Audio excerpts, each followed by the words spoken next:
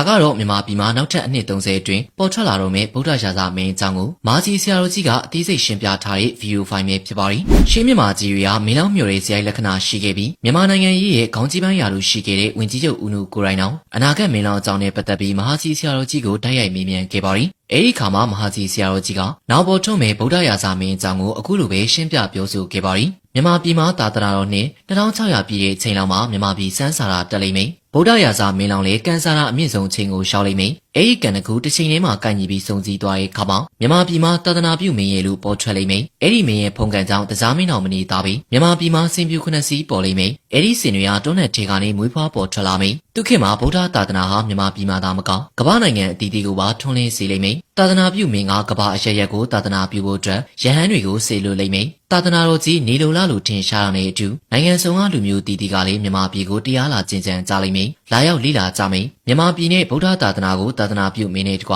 တစားမင်းကပါပူးတွဲဆောင်ရှောက်လိမ့်မယ်။တစားမင်းနဲ့မကပဲတမ္မာဒေဝနှကောင်းနှမျက်တွေဝိဇ္ဇာပုဂ္ဂိုလ်တွေနဂါးတွေဘလူတွေကပါကူညီဆောင်ရှောက်ကြလိမ့်မယ်။အဲဒီခေတ်မှာမြန်မာပြည်အောင်ကဘာမှာရွှေတိုင်းပြည်လို့လက်မထောင်နိုင်တဲ့အထိနံပါတ်1နိုင်ငံကြီးအနေနဲ့အုပ်စိုးလိမ့်မယ်။